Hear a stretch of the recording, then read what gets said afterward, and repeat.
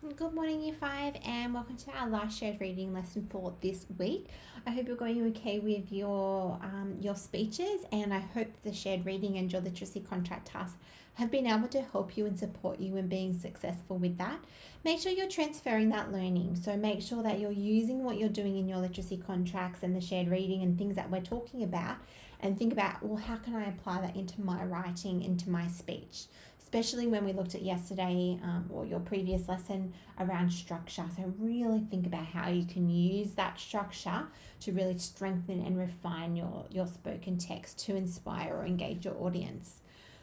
All right, so let's jump onto our learning intention again. So we're going to discuss and experiment the ways to strengthen and refine spoken text in order to entertain, inform, persuade, or inspire our audience.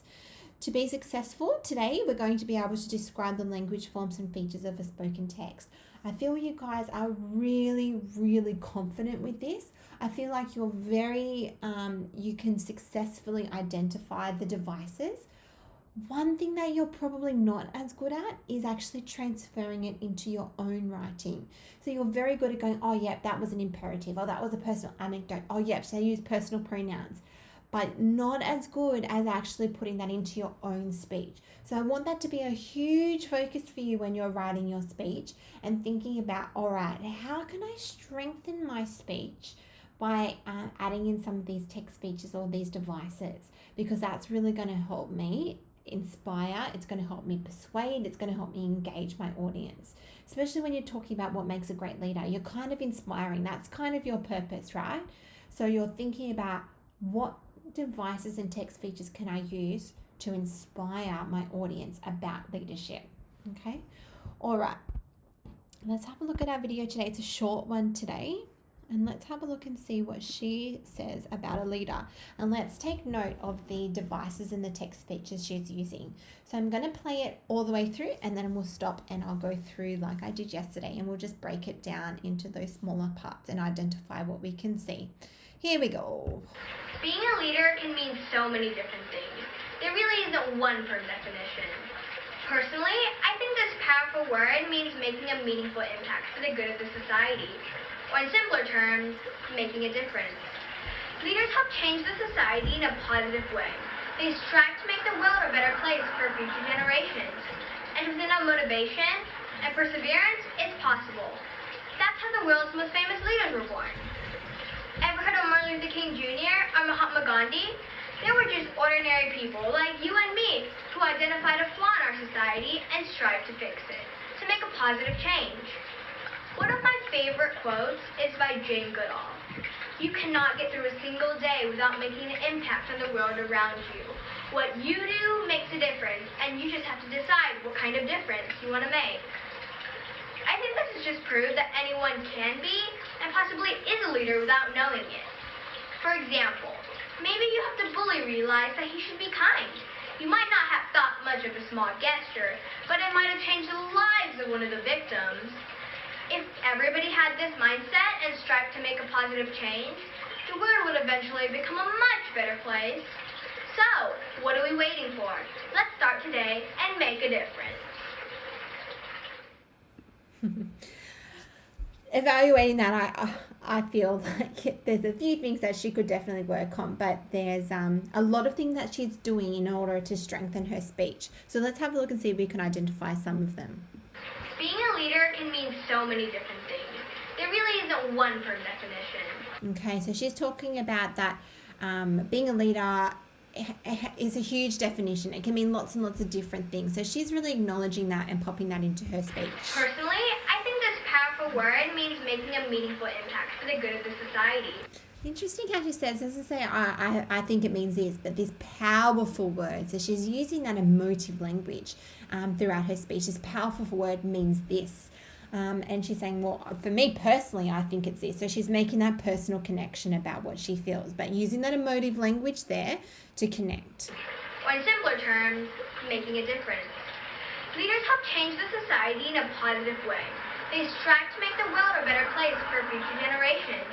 And with enough motivation and perseverance, it's possible. providing some examples, using some technical language there. So perseverance, using those words leadership. So even her vocabulary that she's using is really successful and it's on topic and it's about the topic. But even being able to use those examples about what a leader is really connecting and informing her audience about what her topic is going to be. That's how the world's most famous leaders were born. Oh, I love this bit. She's actually providing examples to real life people. So let's see who they were. Ever heard of Martin Luther King Jr. or Mahatma Gandhi? Martin Luther King Jr. and then Gandhi. So these are really influential people within our world from the past that have been seen as leaders, natural leaders in terms of what they do. And let's see why. She's actually naming them but giving them why. They were just ordinary people like you and me who identified a flaw in our society and strived to fix it. All right, ordinary people like you and like me. So she's connecting with her audience using those personal pronouns. Another strategy she's using to strengthen her speech. To make a positive change. One of my favorite quotes is by Jane Goodall. Offering a quote. So she's finding a quote about a famous person. So Jane Goodall is I'm pretty sure that's the lady that does the conservation for the gorillas.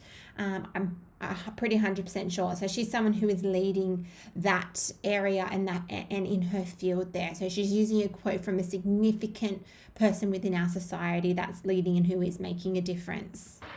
You cannot get through a single day without making an impact on the world around you. What you do makes a difference, and you just have to decide what kind of difference you want to make. So good. I love the quote. I think quotes are really powerful. They're really significant, but it's about finding the quote from the right person for your speech. So it's not just going, oh, just randomly choose that, but she's really found a really influential person within society that is making a difference and has quoted them.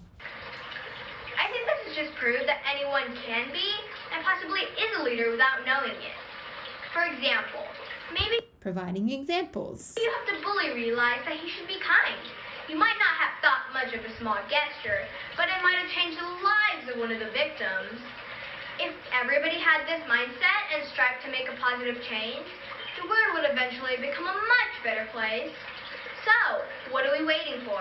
Let's start today and make a difference. She's also finishing with her her imperative where she's calling to action.